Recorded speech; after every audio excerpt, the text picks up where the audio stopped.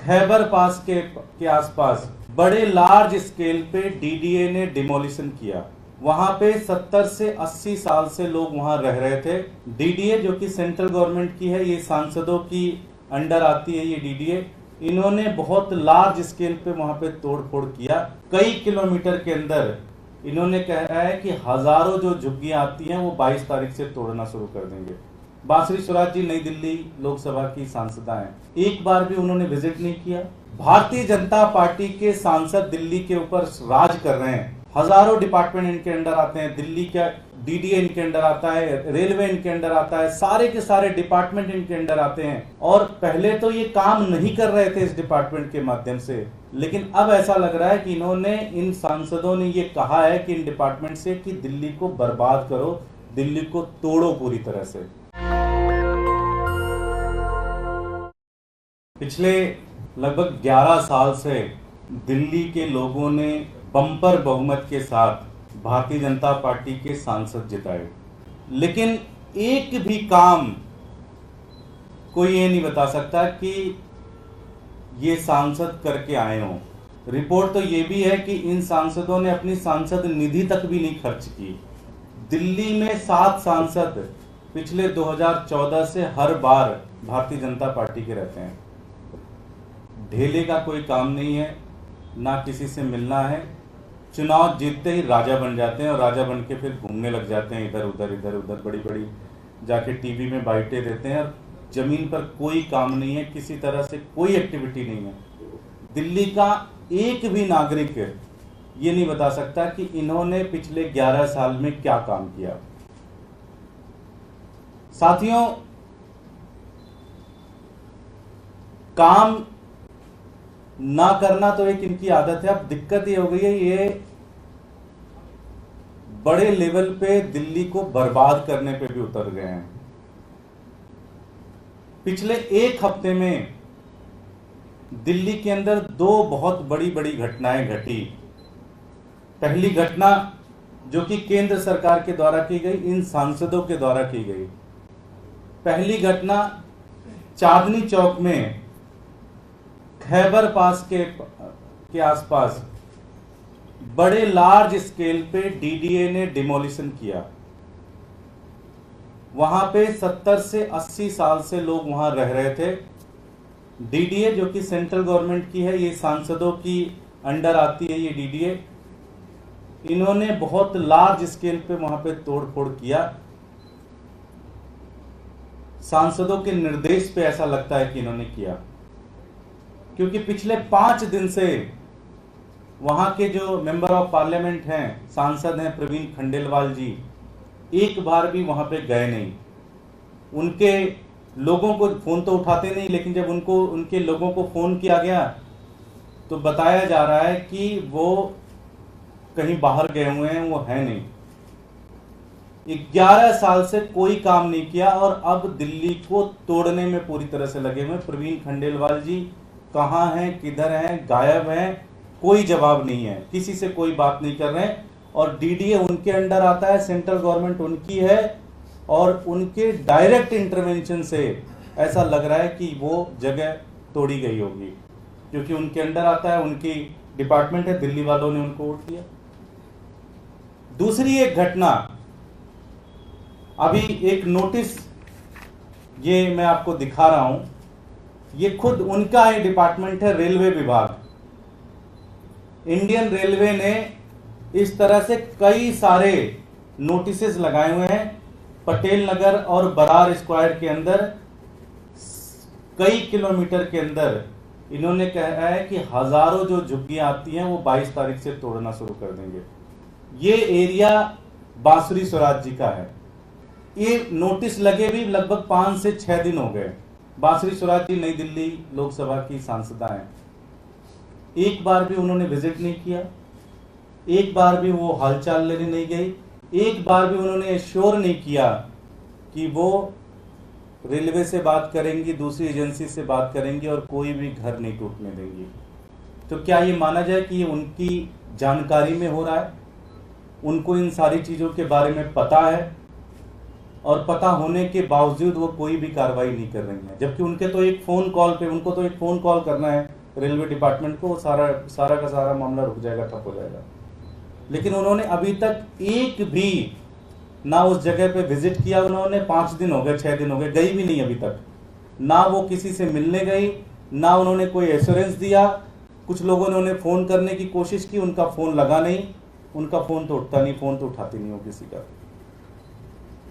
तो मुद्दा यह है कि 11 साल से भारतीय जनता पार्टी के सांसद दिल्ली के ऊपर राज कर रहे हैं। हजारों डिपार्टमेंट इनके अंडर आते हैं, दिल्ली का डीडीए इनके अंडर आता है, रेलवे इनके अंडर आता है, सारे के सारे डिपार्टमेंट इनके अंडर आते हैं। और पहले तो ये काम नहीं कर रहे थे इस डिपार्टमेंट के माध्यम से, लेकिन अब ऐसा लग रहा है कि इन सांसदों ने ये कहा है कि इन डिपार्टमेंट से कि दिल्ली को बर्बाद करो, दिल्ली को तोड़ो पूरी तरह से। ये जो झुग्गियां मैं बता रहा हूं, ये पटेल नगर से बरार स्क्वायर के अंदर बहुत सारी झुग्गियां हैं, पटेल नगर, लोहा मंडी, बुद्ध नगर, ये सारे इंदरपुरी का इलाका और बरार स्क्वायर तक का पूरा इलाका आएगा। और वहां पर ये नोटिस चिपकाए गए हैं, 5 से 6 दिन हो गया, कोई कार्रवाई नहीं की गई। बनिस्पत इन दोनों मुद्दों पर आम आदमी पार्टी के लोग कोर्ट के अंदर लोगों की मदद के माध्यम से, लोगों को लीगल एड के मदद से उनकी मदद कर रहे हैं। तो ये भारतीय जनता पार्टी पिछले 11 साल से कर क्या रही है? दिल्ली को सिर्फ और सिर्फ बर्बाद करने की कोशिश कर रही है।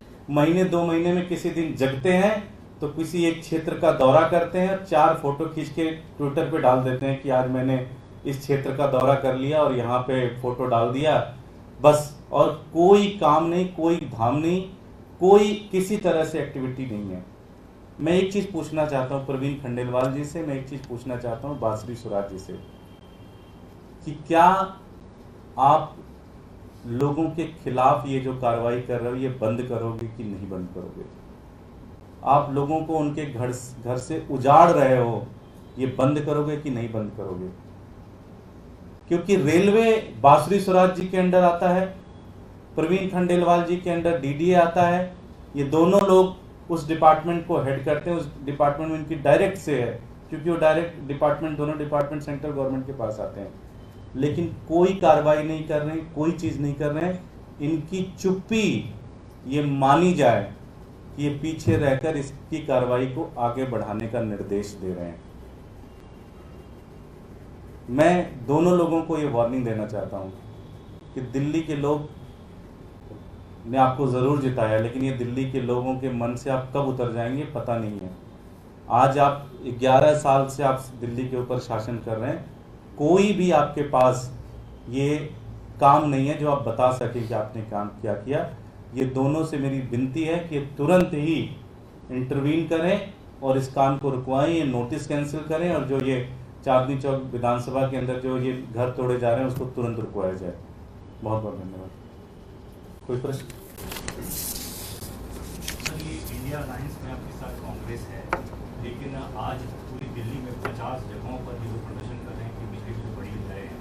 कांग्रेस ये कह रही है कि हमारा किसी तरह का कोई अलायंस नहीं है, वो सेंटर की बात की, लोकसभा चुनाव की बात की। अब आने वाले स्थिति में आप कैसे देखते हैं कि दिल्ली में चुनाव भी होने हैं? और देखिए, इसके ऊपर अभी कोई आधिकारिक डिसीजन नहीं हुआ है। एक बार सीएम साहब इसके ऊपर फैसला लेंगे तो जो भी फैसला होगा वो हम आपको बताएंगे इसके बारे में।